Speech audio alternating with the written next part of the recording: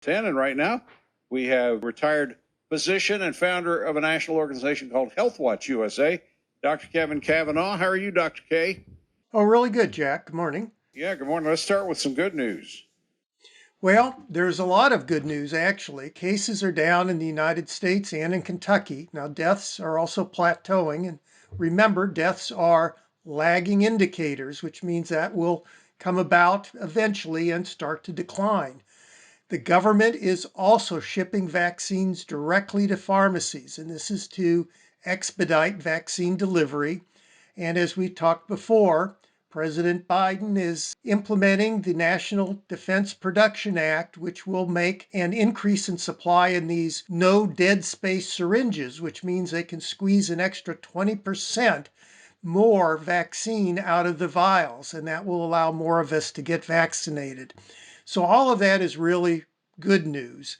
There's been some bad news, but it depends on how you look at it.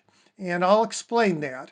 And that's that in the United Kingdom, that's the UK, not University of Kentucky, that variant has now taken on another mutation where it can evade the vaccines or possibly evade the vaccine's effectiveness. The vaccine will still be effective, but not quite as effective as what it was with the older version or our original variant. But the good news is it's the same mutation that's occurred in both the South African and the Brazilian variant.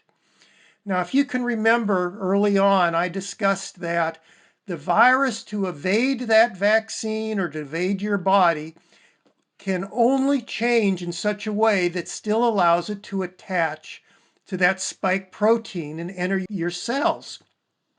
And it's really limited in how it can do that.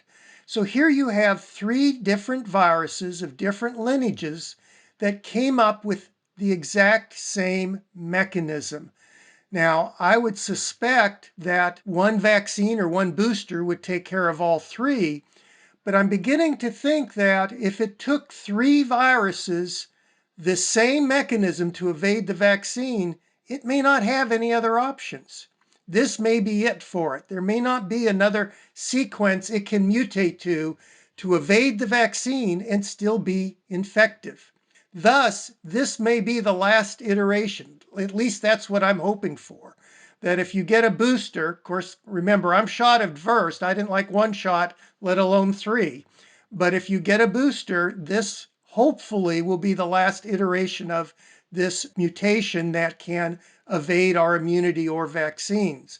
Nevertheless, we do have the South African and Brazilian variant in the United States, and that in itself is concerning because if it spreads and takes hold, we will have another large spike of cases. Again, that underlies the advice to wear a mask plus social distance. Very important. And Super Bowl parties, I would say no. This Super Bowl, do something different. Spend time with your wife and family watching the game instead of with your friends having a large party. I think that's good advice. Dr. Kevin Kavanagh, thank you, sir. Thank you, Jack.